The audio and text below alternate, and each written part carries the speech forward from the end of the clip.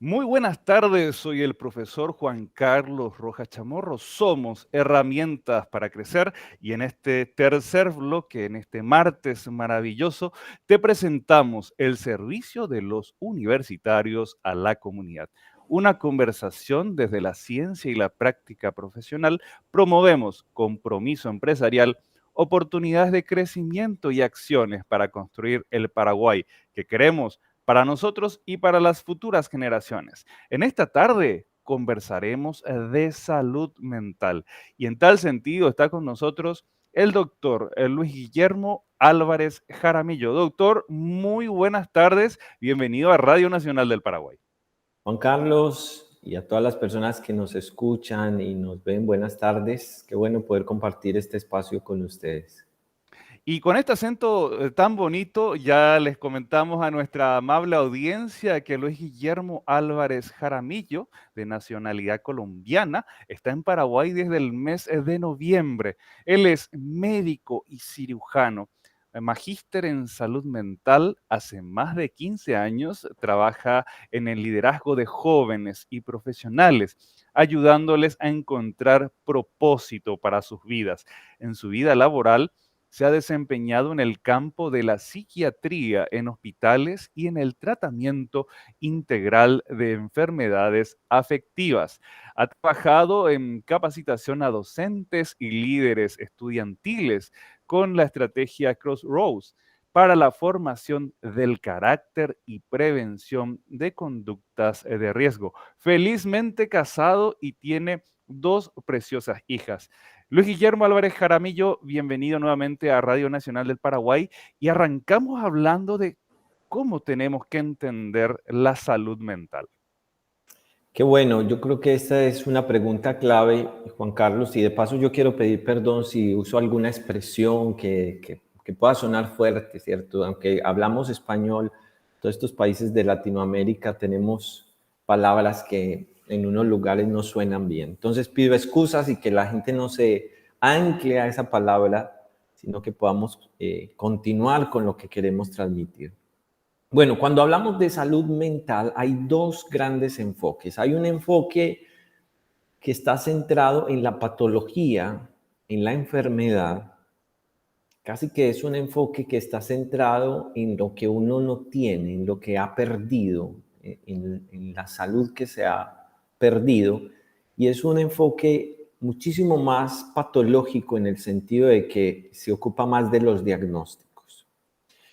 Pero hay otro enfoque de la salud mental que es el enfoque de las capacidades, de lo que tengo, de la salud mental, no vista desde la cara de la enfermedad, sino precisamente de los recursos con los que cuentan los individuos para afrontar las situaciones cotidianas de la vida.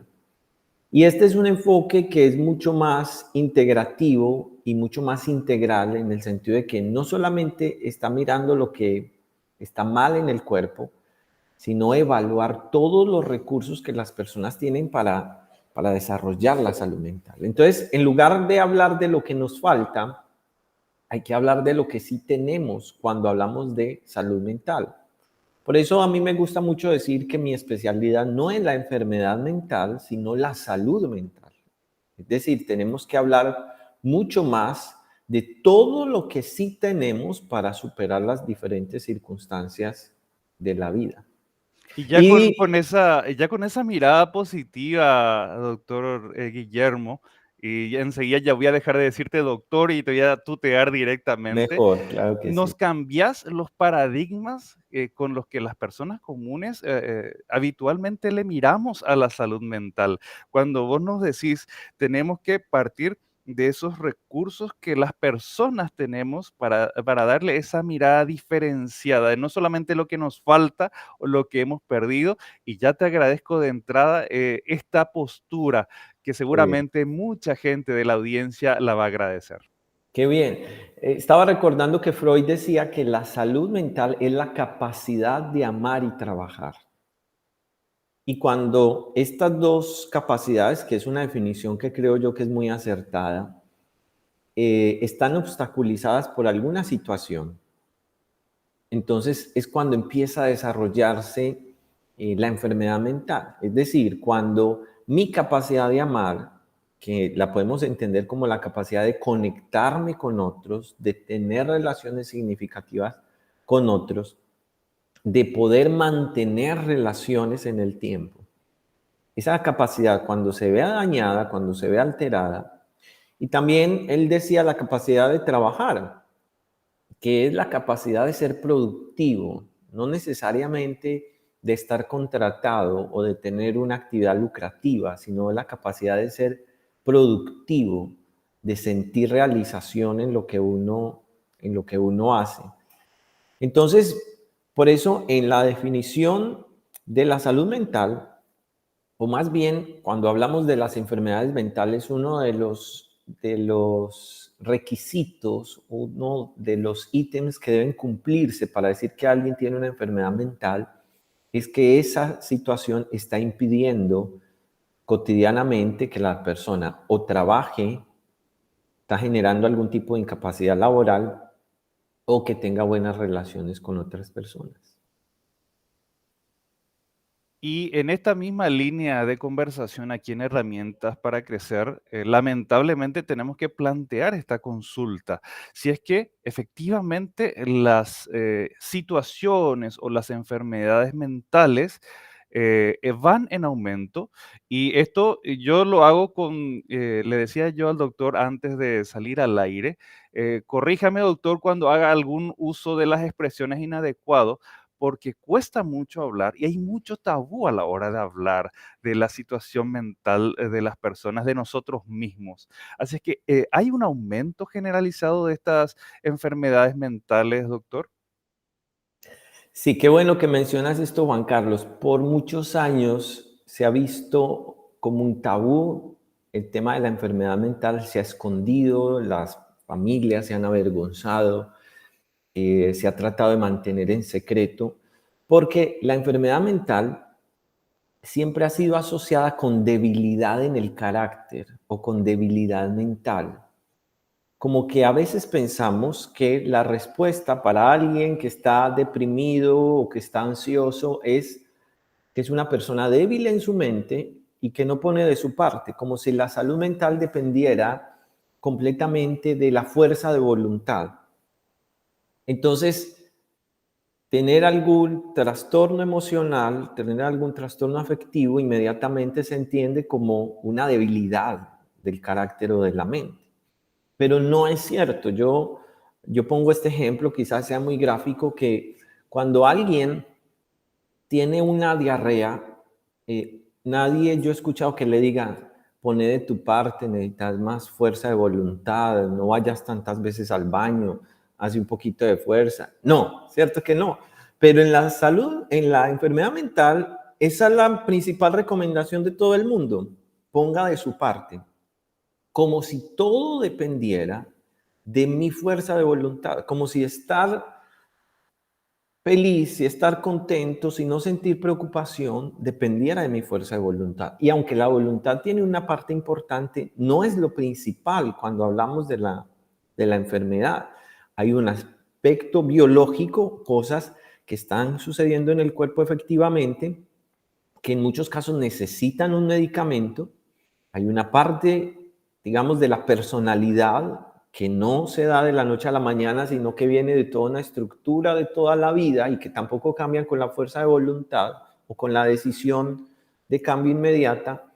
Y hay otra parte de la voluntad, donde yo digo a los pacientes, si hay voluntad en esto, por ejemplo, voluntad en pedir ayuda, que dicho sea de paso, para mí la capacidad más importante que tenemos los seres humanos es la capacidad de pedir ayuda. Cuando alguien pierde esa capacidad, queda presa fácil de cualquier circunstancia. Yo siempre digo que cuando alguien pide ayuda es porque no está tan mal mentalmente, cuando no ha perdido esa capacidad. Entonces, hay una parte importante de la voluntad, pedir ayuda, asistir a citas, abrir el corazón y contar lo que está pasando, tomarse los medicamentos cuando hay que tomárselos, ir a terapia cuando hay que ir a terapia. Pero no es todo. Ahora, yo sí creo que las enfermedades mentales están aumentando. Los estudios dicen, por ejemplo, entre el 2005 y el 2015, o sea, en 10 años, el porcentaje de depresión creció casi en un 19% en el mundo. Y yo recuerdo que hace unos 14 años, quizá más, cuando estaba en la universidad, uno de mis profesores decía que para el 2020 el 80% de la población iba a padecer por lo menos una vez en su vida un episodio de depresión o de ansiedad. Y para nosotros eso era una locura, o sea, era algo impensable en ese momento. Pero en estos tiempos yo he reflexionado mucho. El año pasado con el COVID yo decía, vino el COVID como ayudarle a cumplir esa profecía a mi profesor, porque se aumentó y se disparó la ansiedad y la depresión. Y creo yo que no solamente el COVID contribuyó a todo esto, creo que las tecnologías están haciendo que paradójicamente, creadas para conectarnos, nos están desconectando cada vez más, nos están haciendo tener relaciones más superficiales, más instantáneas como la mensajería, pero no profundas, casi que uno no, en realidad no tiene con quién contar verdaderamente. Y eso definitivamente, esa desconexión con los seres humanos va generando enfermedad mental. Eh, Guillermo, ahí ya te quité el doctor, ya voy directo al Guillermo. Está bien. Fíjate vos, y vos corregime si me equivoco, pero en este tema de la salud mental parece que es un poco similar a los directores técnicos que florecen en los partidos de fútbol. Todo el mundo entiende de cuál es la jugada que tiene que hacer el jugador en la cancha, claro, visto desde afuera, o lo que tiene que mandar el director técnico. E incluso hay gente, y hasta me incluyo probablemente, que decimos, no, vamos, fuerza, déjate de joder, es hora, trabajar, levantate, andate a la peluquería, qué sé yo. Como que parece que nos constituimos en médicos o en terapeutas o en profesionales de la salud mental. En cambio, como vos decías, no, lo que pasa es que ella es o él es argancito nomás. No es, aquí ya usamos una expresión que seguramente ya la habrás escuchado, es caigüe, no quiere hacer nada. En cambio, como vos decías, probablemente algo está sucediendo. Y otra cosa que me preocupa mucho es la ligereza con que nosotros, la forma en que las personas nos autodiagnosticamos. En plan tipo, no, yo estoy un poco depresivo nomás.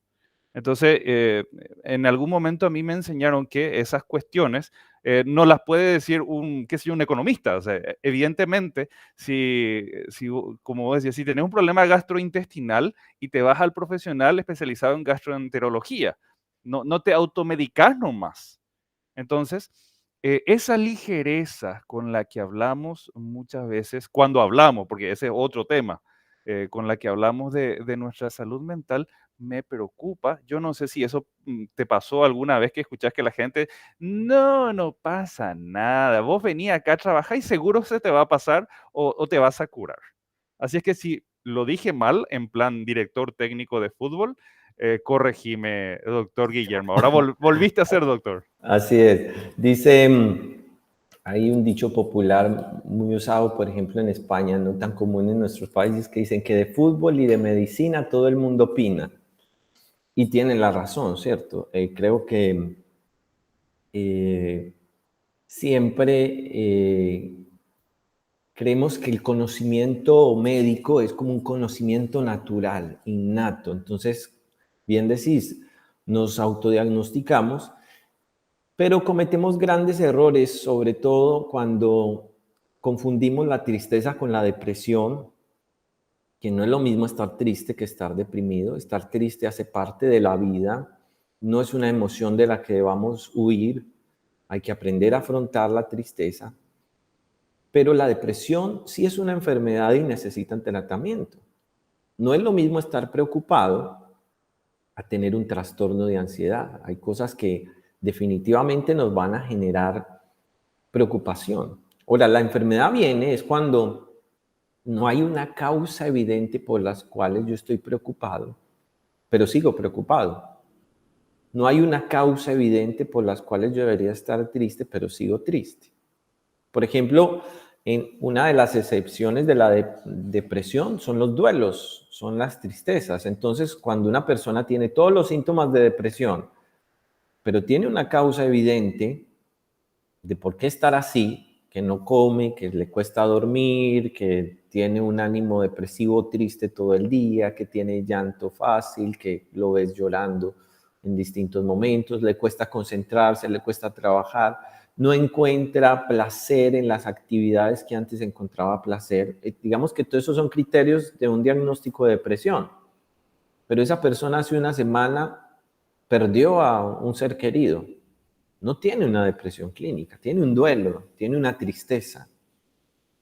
Pero cuando esa persona tiene todos esos síntomas, pero no hay nada que uno mire a su alrededor que diga, se explican esos síntomas, entonces ahí sí necesitamos un tratamiento. Y creo que ahí es cuando erramos, cuando nosotros queremos decir que cuando una persona está triste, está deprimida, o que cuando una persona está preocupada es porque es ansiosa, y ahí empezamos a invalidar las emociones de otros, ¿cierto? ¿Qué es lo que estabas diciendo? Eso no vale la pena, levántate, pon de tu parte, si vienes aquí eso se te va a quitar. Y en la mayoría de los casos no es así. A veces funciona, pero hay cosas más profundas que necesitan ser resueltas para que las personas puedan experimentar bienestar. Y también hay recursos emocionales y personales que las personas deben desarrollar o echar mano de ellos para afrontar situaciones que se van presentando en la vida. Y en esta oportunidad que estamos hablando con el doctor Luis Guillermo Álvarez Jaramillo de Colombia, que está desde noviembre disfrutando de este calorcito paraguayo aquí, em, tenemos que hablar también de cuáles son esas enfermedades mentales más comunes, doctor Guillermo. Mira, la OMS dice que para el 2030 la causa de incapacidad laboral más común va a ser la enfermedad mental. Y va a ser una causa de discapacidad, la más común. Y la enfermedad mental más común es la depresión. Como te decía, cada vez va en aumento y los trastornos de ansiedad vienen muy ligados a la depresión. Biológicamente se explican por el mismo neurotransmisor alterado que es la serotonina, pero también en las teorías psicológicas como que la depresión y la ansiedad van de la mano. Hay otras enfermedades mentales como el trastorno afectivo bipolar o como la esquizofrenia, todavía más raras, pero quizá el trastorno mental más común ahora sea la depresión.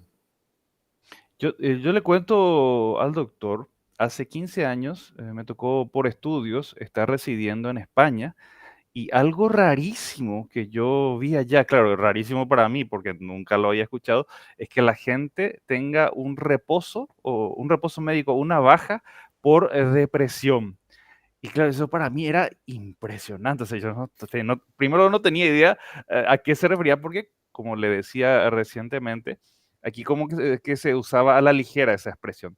Entonces Ujú. tenemos que hablar y explicarle a nuestra audiencia cuál es el sentido que tenemos que darle, por ejemplo, a la ansiedad, doctor Guillermo. Sí.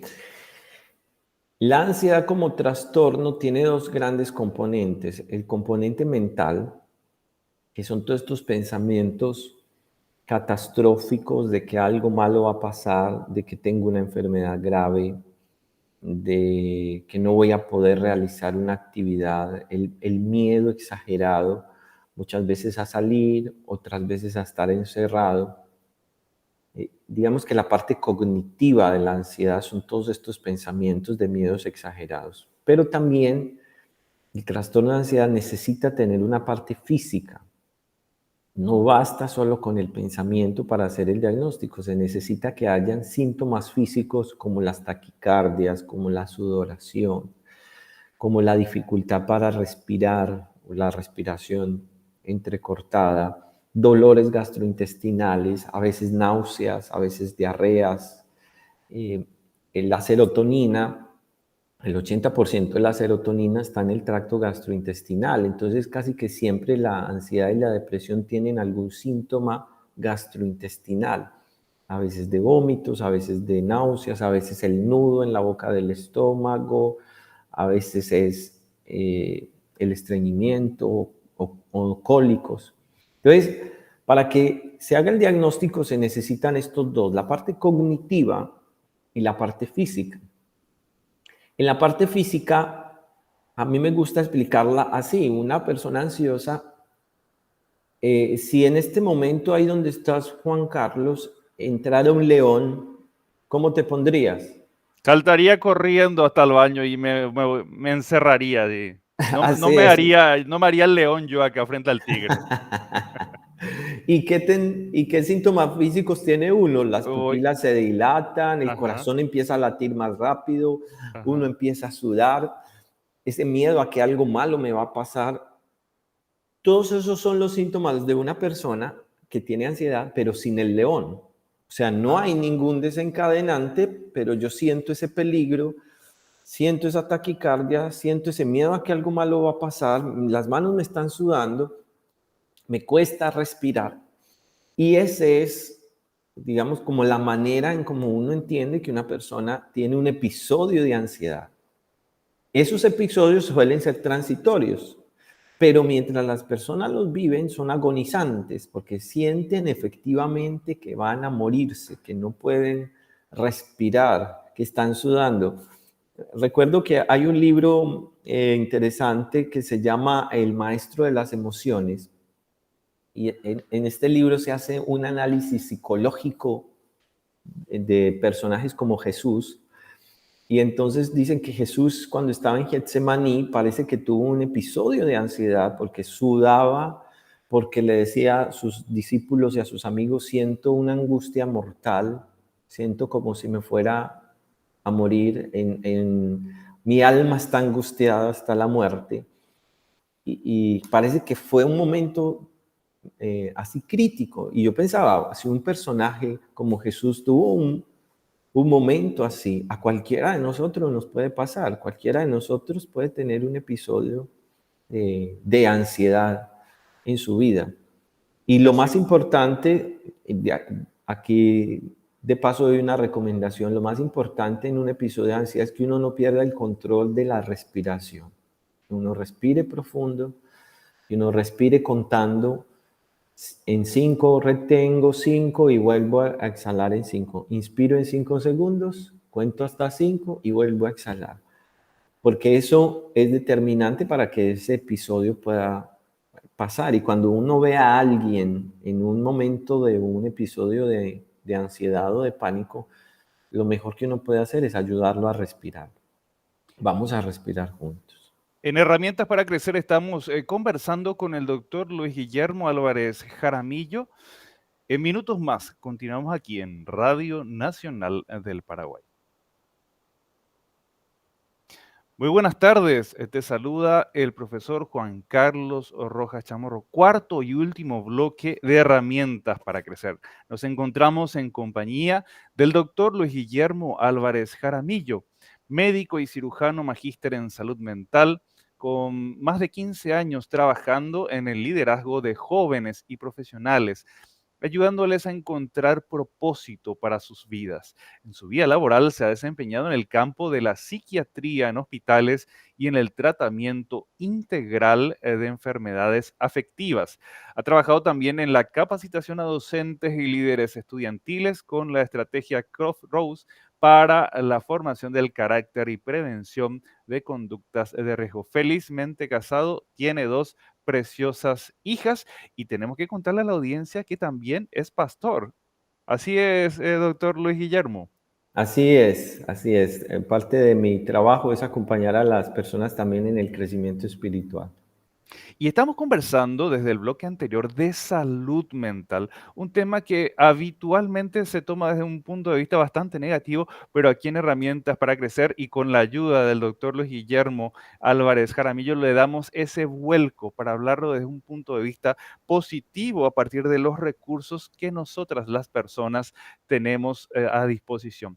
Ahora tenemos que conversar, y esto sí es tema de preocupación, porque bien lo señalaba de acuerdo con los estudios de la Organización Mundial de la Salud, que podría darse un aumento significativo de la depresión en las personas. Así es que, doctor, ya te pido que nos expliques cómo tenemos que entender la depresión en nuestros días.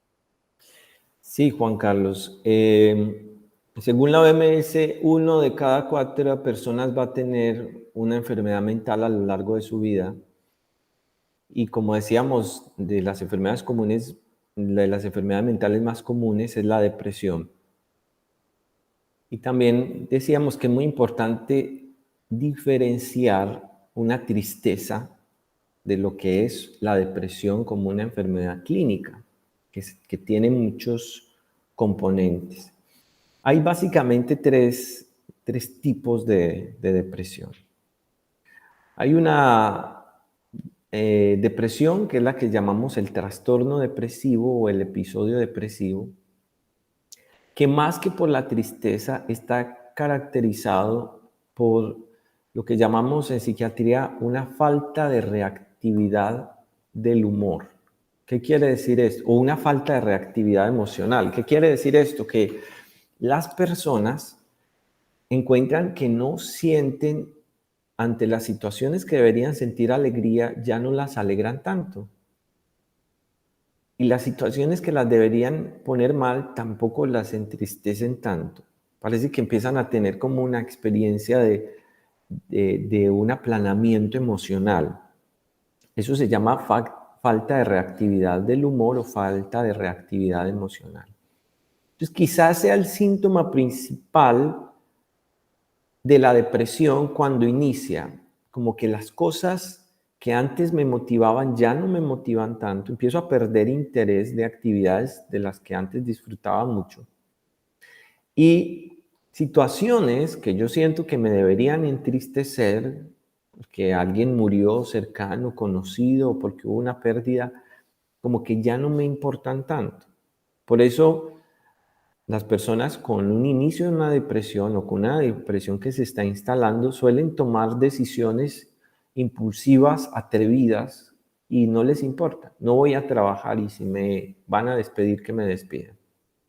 Y no voy a ir a esa reunión. Y como la incapacidad de percibir que estas situaciones que están a su alrededor las pueda sentir emocionalmente. Entonces ese es un componente muy importante. Además, el insomnio, la falta de sueño que se ha multiplicado en el último tiempo desde el advenimiento del COVID de manera vertiginosa.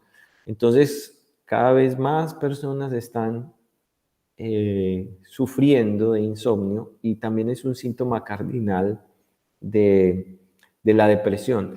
Y este se puede acompañar de otros, como las dificultades para alimentarse, a veces porque no tengo apetito, o otras veces porque estoy comiendo más de la cuenta. Pero aquí lo principal es la falta de reactividad emocional.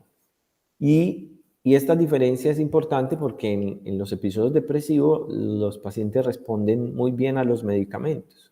Pero los dos otros tipos de depresión que sigue es la distimia, que es como una tristeza crónica, una tristeza en el tiempo. Este no tiene falta de reactividad emocional, sino que siempre tiende a estar triste. Las situaciones lo entristecen mucho. Tiene llanto fácil. En el primero no había tanto llanto, en el segundo hay mucho llanto. Me siento crónicamente triste y no hay una situación que explique por qué estoy triste, pero me siento triste en el tiempo. Y el tercer tipo de depresión tiene que ver con los duelos que se complican. Es una depresión que se genera por una pérdida, si hay una causa, pero que ha tardado mucho más de lo que se esperaría para resolver un duelo. Digamos que la medida es eh, la capacidad de reincorporarse a las actividades cotidianas de la vida. Entonces, si hay una pérdida de un ser querido, si hay una pérdida de un empleo y esto genera algún tipo de malestar emocional y una tristeza, pues lo que se espera es que con el tiempo uno elabore una nueva manera de vivir y siga su vida, pero cuando eso no se da y se mantiene esa tristeza, eso sería un duelo complicado y entonces ahí es cuando también se necesita un tratamiento. Este último ha sido muy controversial porque poner tiempos al dolor ajeno es muy difícil, ¿cierto? ¿Cuánto tiempo yo voy a estar mal por la pérdida de un familiar? Eso es indecible. Pero más o menos se calculan algunos tiempos en los que de manera prudente pudiera realizarse un duelo y cuando se prolonga mucho más allá, entonces ahí es cuando hablamos de un duelo complicado. Doctor Guillermo, y te voy a hacer una consulta, insisto, siempre vos con el ánimo de corregirme, hacerlo con toda libertad. Nosotros teníamos preparado un guión que sigue un poco esta secuencia para que todos podamos entendernos, pero amerita consultarte directamente. ¿Cuándo, o sea, en qué momento que yo perciba alguna situación, ya sea en mí, en mis hijos, en mi esposa, en mi padre, en alguien que es importante en mi vida, tengo que decirle, pedí ayuda. ¿Y a quién tiene que pedir la ayuda? Más todavía porque, insisto, acá hay un halo de tabú. En plan, ¿quién soy yo para decirte a vos que tenés que ir a tratarte? Entonces, las disculpas de salirme un poco del guión, ¿qué tengo que tener en cuenta y a quién tengo que pedir ayuda?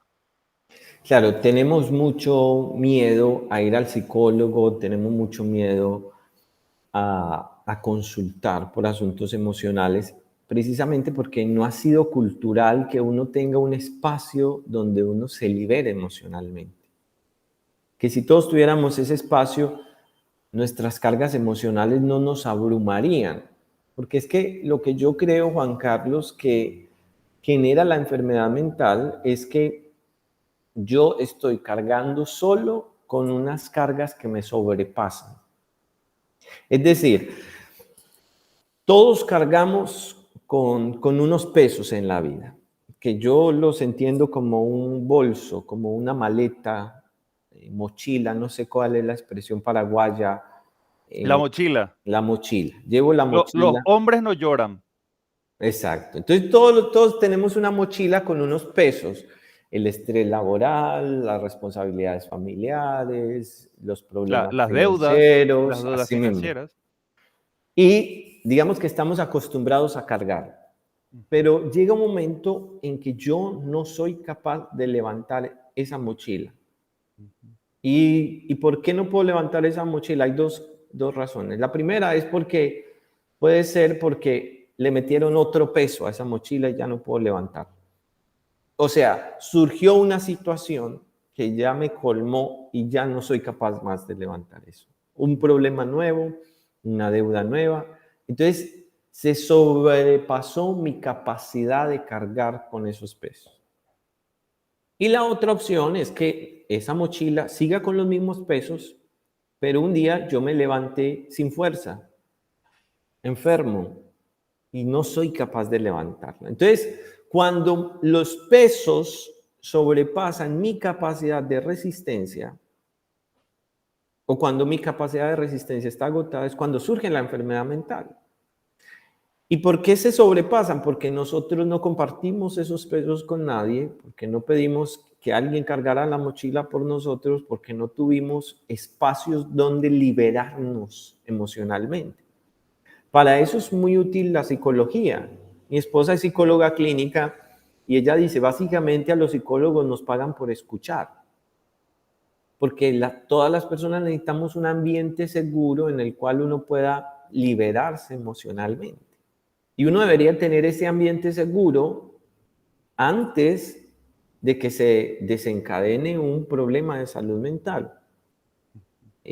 A veces el ambiente seguro es un amigo de confianza, a veces el ambiente seguro es un consejero espiritual, a veces el ambiente seguro es un psicólogo, pero necesitamos buscarlo. Ahora, volviendo a tu pregunta de cuándo uno empieza a identificar eso, cuando volvemos a la definición de Freud, cuando uno empieza a notar que estás teniendo problemas interpersonales a repetición, que te está costando hacer vínculos con las personas, que las relaciones cercanas se están deteriorando y que como que no tengo con quién contar, o cuando empiezo a ver problemas en mi capacidad productiva, en mi capacidad laboral, problemas de concentración, ya no estoy dando pie con bola, diríamos nosotros, o ya no estoy atinando en muchas cosas en el trabajo.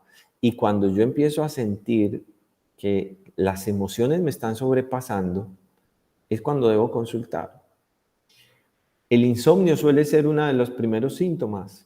Los dolores de cabeza a repetición, el acarazú, debe Ah, ser buenísimo. Ya lo tienen instruido, doctor, ¿eh? así mismo. Acaracú, buenísimo. Dolor de cabeza. Así es. Entonces, cuando los dolores de cabeza a repetición, esas Ujú, sensaciones emocionales de que algo malo va a suceder sin una explicación, o el ujú, llanto inmotivado, a veces como que estoy en un lugar sentado y empiezo a llorar. Todos esos síntomas son una primera alarma de que algo no está bien ujú.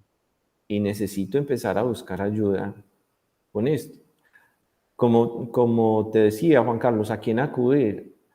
Acude al más cercano, a la persona que tengas ahí a tu lado y cuéntale lo que te está pasando. Ese solo ejercicio empieza a liberarte, te da otra perspectiva de la situación y vas a poder empezar a sumar recursos, ¿cierto? Porque uno de los recursos más importantes para afrontar la enfermedad mental es compartirla, es poder tener la capacidad de decir, esto me está pasando, porque eso desarrolla conciencia emocional, porque eso te hace verte a través de los ojos del otro. Y eso es supremamente importante. Así mismo. Y le contamos a nuestra amable audiencia si acaba de sumarse a la frecuencia de la AM920, que estamos conversando en profundidad de salud mental con el doctor Luis Guillermo Álvarez Jaramillo, que yo ya le digo, tendrá que regresar a este encuentro tan importante para seguir ampliándonos estos conocimientos. Y antes de irnos, doctor Luis Guillermo Álvarez Jaramillo, contanos qué es Zenfol y qué haces ahí, cómo podemos encontrarte. Bueno, CENFOL es los Centros de Formación y Liderazgo. Nosotros somos una organización cristiana que acompañamos a las personas de manera integral, pero sobre todo en su crecimiento personal y espiritual. Porque yo quiero, si ya estamos cerrando, yo quiero terminar con esto, Juan Carlos, y es que para mí la clave en la prevención de la enfermedad mental son tres conexiones que los seres humanos creo que estamos perdiendo cada vez más. La primera es la conexión con los otros. Decíamos, esa capacidad de tener buenas relaciones, que paradójicamente, mientras uno va creciendo, se van deteriorando. O sea, en la adolescencia parece que uno tiene relaciones muy cercanas con los amigos que uno dice, vamos a ser amigos por siempre, pero uno va creciendo y uno se va quedando solo. Y uno se va dando cuenta que ya no tienes amigos porque estás muy metido en tus metas personales y te cuesta estar con otros. Entonces, la conexión con otros es fundamental. La conexión con nosotros mismos, con tus sentimientos. La mayoría de las personas, cuando nos pregunten cómo estás, ni siquiera sabemos responder, ¿cierto? Aquí en Hay Paraguay veces te que hacemos responden, hasta ruido nomás ya. Je, ja, exacto, jo. exacto. Y aquí responden, tranquilo, ¿cierto? Sí, Pero todo bien, todo así bien. es, todo bien. Pero nos cuesta responder esa pregunta. Y es más, nos cuesta leer cómo están los otros, porque cuando los vemos con el ceño fruncido, mal encarados, siempre pensamos que están enojados. Pero a veces no es enojo, sino que es preocupación, o tristeza, o frustración, o miedo. Y cada una de esas emociones se gestiona de manera diferente. Entonces, si no somos conscientes de cómo nos sentimos, no vamos a poder saber cómo afrontar esa emoción. El enojo se gestiona de una manera diferente a la tristeza y la tristeza se resuelve de manera diferente a la frustración. Entonces, por eso necesitamos identificar nuestras emociones. Ahí es donde yo digo la conexión con nosotros mismos, que podamos ser conscientes de cómo estamos y qué sentimos. Y lo tercero, importantísimo, es mi conexión con Dios. Viktor Frankl, un psiquiatra vienés que escribe un libro extraordinario que se llama El hombre en búsqueda del sentido, tiene otro libro que se llama La presencia ignorada de Dios. Y entonces él sobrevivió a los campos de concentración nazi y él decía, una de las herramientas principales para mantener la salud mental es la conexión con Dios, es la espiritualidad. Y los estudios confirman que las personas espirituales son personas con más resiliencia, con más capacidades para afrontar la adversidad, con mayores recursos para mantenerse estables emocionalmente en el tiempo. Entonces, cuando recuperamos nuestra conexión con Dios, cuando tenemos buena conexión con nosotros mismos y con otros, vamos a tener unos recursos extraordinarios para enfrentar las situaciones que la vida nos plantea todos los días y entonces vamos a poder tener una mejor salud mental. Gracias a cada una de las personas que hacen posible la construcción diaria de un Paraguay mejor para todos. Dios mediante, será hasta el próximo martes.